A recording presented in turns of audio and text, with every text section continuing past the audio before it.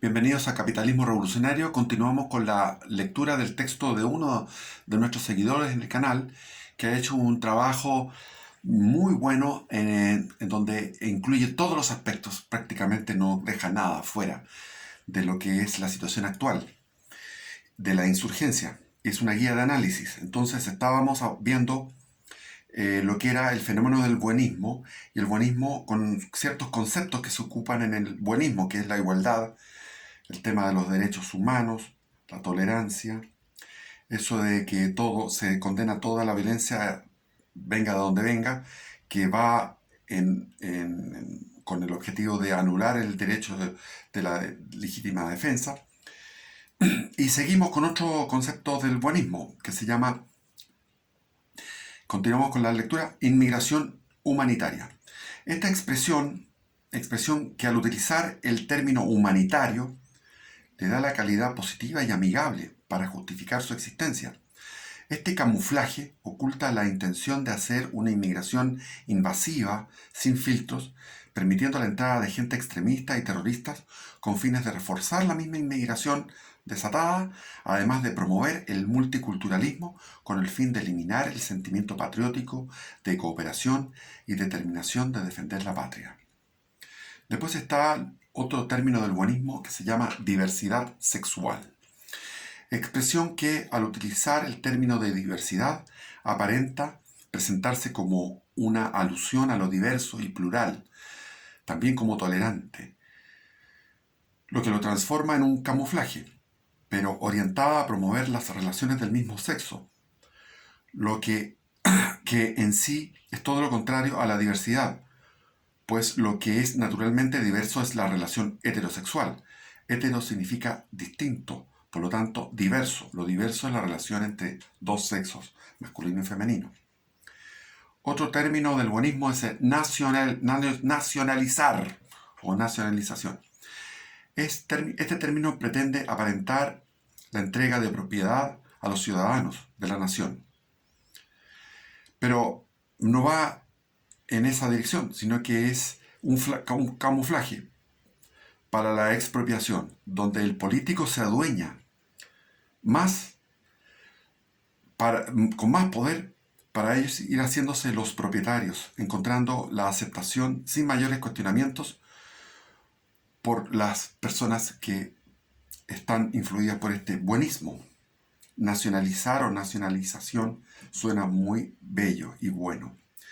Después viene otro concepto que se llama fomentar la ignorancia y la estupidez. Se trata de que las personas estén sumidas en el desconocimiento, careciendo de cultura general, de cultura de la historia, reducción del vocabulario léxico, instándolo a hablar con vulgaridades que funcionan como comodines lingüísticos, con el fin de provocar la reducción de la capacidad de desarrollar ideas, la reducción de la capacidad de razonamiento crítico, la reducción de la capacidad de resolver problemas y proponer soluciones, logrando inhabilitarlo a formular argumentos, siendo el medio de defensa contra los eslóganes y lemas ideológicos. En cuanto a la fomentación de la estupidez, tiene como fin eliminar la disciplina, ya que es lo necesario para poder adquirir las capacidades con que defenderse ideológicamente, y también el poder de darse cuenta de lo que está sucediendo y poder analizarlo. Esto se ve manifestado en forma de distintos vicios o adicciones, siendo una de las más perjudiciales la adicción a las drogas, ya que destruyen y distorsionan la realidad, genera dependencia e incluso pueden llevar al crimen. La demonización es otra táctica del buenismo. Atribuir a alguien o algo cualidades o intenciones en extremo perversas o diabólicas. Esto es, a través de emociones negativas, catalogar a los demonizados como personas que buscan el mal, etc. Esto se ha hecho especialmente contra las Fuerzas Armadas y de Orden, contra los encargados de hacer inteligencias y neutralizar fuerzas insurgentes, además de patriotas que han usado el derecho a la legítima defensa cuando se ven agredidos. La desinformación. Es otra táctica del buenismo. Dar información intencionadamente manipulada al servicio de ciertos fines, la que puede ser insuficiente u omitida a propósito. Una de las formas más notorias es cómo se omite la historia de Chile, solo refiriéndose como punto de partida desde el 11 de septiembre de 1973, omitiendo maliciosamente todos los antecedentes que provocaron el pronunciamiento militar. La posverdad es la distorsión deliberada de una realidad que manipula creencias y emociones con el fin de influir en la opinión pública y en actitudes sociales. Los demagogos son maestros de la posverdad. Actualmente se observan con frecuencia en medios de comunicación convencionales, como la televisión y publicaciones pseudohistóricas, con el fin de distorsionar los eventos históricos, ridiculizar a los héroes patrios que cumplieron con entrega y sacrificio y valor la tarea de defender la patria. Lo otro es lo que se llama lenguaje políticamente correcto. Es un medio de control político sobre la persona en el cual se impone una ideología política en la cual busca anular, reemplazar o prohibir ciertos términos o formas de expresión, anulando la oposición y defensa de quien es obligado, bajo presión social, a utilizar un lenguaje condicionado ideológicamente, limitando la libertad de expresión. Por lo mismo es un signo de estar bajo el gobierno ideológico totalitario. Este se ve evidenciado transversalmente en distintos ámbitos de la sociedad, ya sean académicos, laborales, políticos o de entretención. Vamos al punto 6 del texto. El punto 6 dice: identificar los diferentes actores de la insurgencia. Es necesario comprender y asimilar profundamente que el proceso de insurgencia está siendo ejecutado desde dentro del Estado. Esto es muy importante. Es necesario comprender y asimilar profundamente que el proceso de insurgencia está siendo ejecutado desde dentro del Estado. Por lo tanto, no debe extrañarnos más que tengamos un gobierno que está dispuesto al cambio de constitución, un fiscal nacional exterrorista, que el Instituto de Derechos Humanos esté compuesto también por exterroristas, varios del MIR, y que el mismo Estado, a través de los tres poderes ejecutivo, legislativo y judicial, se persiga tanto a patriotas civiles, Fuerzas Armadas y Carabineros, cuando asumen el rol de defensa del Estado de Derecho y de la patria. Asimilando la explicación anterior, permite aclarar el actuar del gobierno, que muchos superficialmente califican como una mera debilidad o cobardía por su actuar antipatriota, imposibilitando comprender la situación general en que vivimos. Pero cada día que pasa, los mismos hechos van confirmando lo mencionado previamente. Esto es, que la insurgencia actúa desde dentro del Estado, desde los tres poderes del Estado. También es necesario entender que los actores de la insurgencia actúan de manera indirecta, directa o mixta, con o sin coordinación clara visible. Y son diversos. Incluso ya no se puede hacer una distinción entre partidos de derecha e izquierda, pues cada vez más actúan con una agenda muy similar y no se limitan a actores nacionales, pues también cuenta con participantes internacionales. La ONU. Muchos ven a la ONU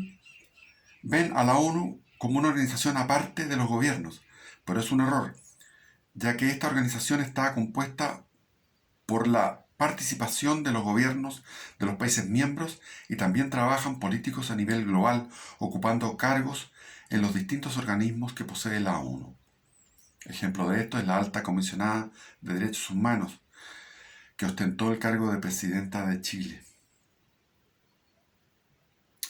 Por lo tanto, habiendo muchos gobiernos de tendencia socialista, las políticas que han adoptado la ONU son globalistas y totalitarias, lo que se ve reflejado en la imposición de su agenda con temas como el progresistas impulsando la ideología de género, acuerdos de inmigración invasiva global, persecución a las fuerzas de defensa, seguridad y orden a través del camuflaje de los derechos humanos, incentivando el multilateralismo, donde los países ya no solo firman tratados de índole comercial o bilaterales, sino acuerdos de integración donde ceden soberanía y hacen parte de sus leyes de legislación internacional. Y hacen parte de sus leyes la legislación internacional. Poder ejecutivo. Se observa en un doble estándar en su comportamiento, donde entrega un trato preferencial a los que actúan en la ejecución operativa de la insurgencia, es decir, los que cometen actos terroristas y de desorden público, con un lenguaje afable, conciliador y actitudes de cooperación. En cambio, emplea un discurso más duro contra los patriotas que deciden actuar en defensa de la patria y los funcionarios que están encargados de mantener por la Constitución el orden público y la seguridad del Estado, a saber, las Fuerzas Armadas y de orden, donde el mismo Poder Ejecutivo financia al Instituto de Derechos Humanos, órgano facilitador de la persecución inquisitiva contra los funcionarios que cumplen la misión de restablecer el Estado de Derecho. Desarrolla las RUF, las RUF, reglas del uso de la fuerza, que terminan prácticamente desfavoreciendo o disuadiendo al uniformado de usar su arma de servicio para que se evite restablecer el Estado de Derecho y el orden público. El Poder Ejecutivo muestra un comportamiento político para cambiar la Constitución, lo que permitiría consolidar la destrucción de la soberanía nacional, permitiendo el establecimiento de un control global por sobre el nacional, es decir, eliminar la patria de forma política y jurídica, para luego alinearla al establecimiento de un gobierno mundial totalitario. También ayudando con el cambio de la ley orgánica de las Fuerzas Armadas,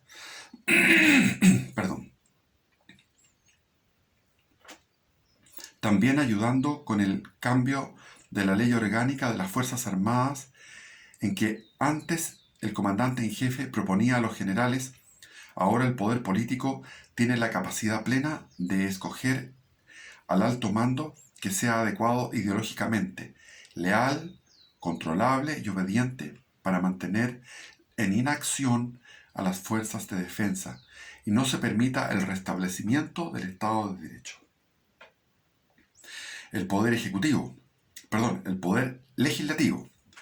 Aquí no hay mucho que analizar porque es bastante evidente. Junto con el Ejecutivo, muestran un compromiso político para cambiar la Constitución, lo que permitiría consolidar la destrucción de la soberanía nacional, permitiendo el establecimiento de un control global por sobre el nacional, es decir, eliminar la patria política y jurídicamente para luego alinearla al establecimiento de un gobierno mundial totalitario. También actúan en complicidad en el proceso de neutralización, disuasión para inactivar las instituciones que están encargadas de la defensa de la patria. Después hablamos del Poder Judicial. El Poder Judicial junto con el Ejecutivo y el Legislativo actúan en complicidad en el proceso de neutralización, disuasión para inactivar las instituciones que están encargadas de la defensa de la patria. Funciona como un ente castigador, el que tiene mayor poder de disuasión y eliminar el derecho de la legítima defensa del individuo y de la patria, ya que tanto sea civil o un funcionario de las Fuerzas Armadas y de orden, pueden ser procesados. En cambio, este último a la vez es desalentado a actuar de manera eficiente, como lo demanda su función, permitiendo que se rompa el Estado de Derecho. En este sentido, el Poder Judicial es el arma más poderosa que posee la insurgencia. La clase política. La clase política son articuladores ideológicos, participan también operativamente en la ejecución de la insurgencia, con distintos grados de participación, ayudan a crear este clima de ambigüedad político donde conviven las etiquetas de derecha y izquierda. Para polarizar a la población manejan muy bien las apariencias, pero tienen una agenda en común para cambiar la constitución que permitiría o facilitaría consolidar la pérdida de soberanía y el control de un gobierno mundial totalitario en el futuro. Unos abiertamente van por la opción apruebo y otros por el rechazo, para reformar, es decir, lo mismo con un camuflaje de rechazo, pero con la misma intención de cambiar la constitución. Eso es importante repetirlo. Unos van abiertamente por la opción del apruebo en la clase política y otros van por el rechazo, pero es el rechazo para reformar, es decir, lo mismo. Es un camuflaje de rechazo, pero va con la misma intención de cambiar la constitución.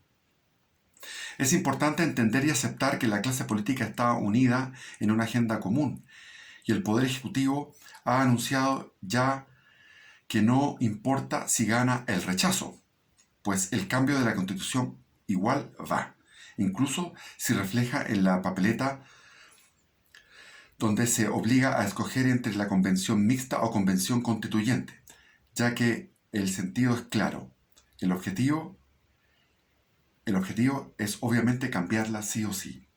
Esto es importante recalcarlo, que gane o pierda, si gana el rechazo, han manifestado su voluntad de cambiarla de igual manera. Después están los medios de comunicación convencionales. Los medios de comunicación convencionales son el articulador propagandístico con la misión de convencer, influir, alinear